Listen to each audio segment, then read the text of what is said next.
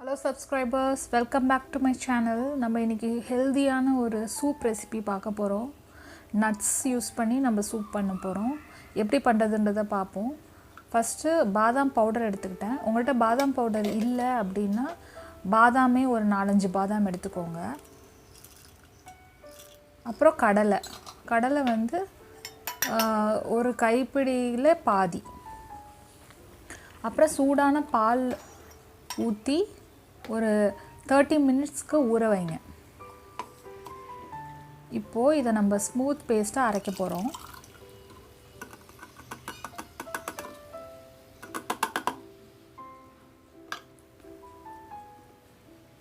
நல்ல smooth பேஸ்டா அரைச்சிருங்க.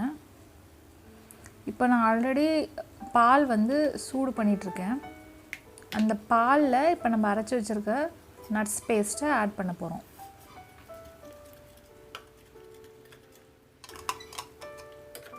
So நல்லா கலக்கி விடுங்க. நல்லா கொதிக்கணும். அந்த கடலையோட பச்சை வாசம் எல்லாம் போகணும். ஒரு 30 மினிட்ஸ்க்குள்ளே ரெடி ஆயிரும். பட் 20 மினிட்ஸ் கிட்ட வரைக்கும் நீங்கள் பக்கத்துலேயே இருந்து கொஞ்சம் கிளறி விட்டுட்டே இருக்கணும். இல்லைன்னா பொங்கி கீழே ஊற்றிடும். அப்புறம் தேவையான அளவு உப்பு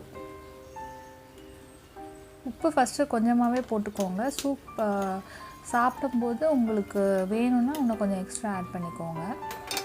ஸோ அது கொதிச்சிட்ருக்கட்டும். இந்த மீன் டைம் நம்ம ப்ரெட் ரோஸ்ட் பண்ணிக்கலாம். நான் வந்து ப்ரௌன் ப்ரெட் எடுத்துக்கிட்டேன். ஸோ நெய் போட்டு ரோஸ்ட் பண்ணுறேன். நல்லா வந்து ஹார்டாக இருக்கணும் ப்ரெட். இங்கே பாருங்கள் எப்படி இருக்குன்னு. அந்த மாதிரி இருக்கணும். சாஃப்டாக இருக்கக்கூடாது. இப்போ வந்து இது பாருங்கள் பாதி பாலாக குறைஞ்சிருச்சு. ஸோ நம்மளோட சூப் வந்து இந்த மாதிரி கன்சிஸ்டன்சியில் தான் இருக்கணும். ஸோ இப்போ நம்ம சர்வ் பண்ணலாம். சர்வ் பண்ணும்போது ஒரு எக்ஸ்ட்ரா இன்க்ரீடியன்ட்ஸ் ஆட் பண்ண போகிறோம். அது என்னன்னு நான் சொல்கிறேன்.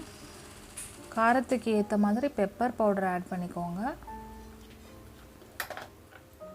அப்புறம் ஜீரக பொடி வறுத்து அரைச்சது ஒரு பிஞ்ச் போட்டுக்கோங்க. கொத்தமல்லி தழை போட்டுட்டு நம்ம ரோஸ்ட் பண்ணி வச்சுருக்க ப்ரெட்டை நான் சின்ன சின்ன பீசஸாக கட் பண்ணியிருக்கேன்.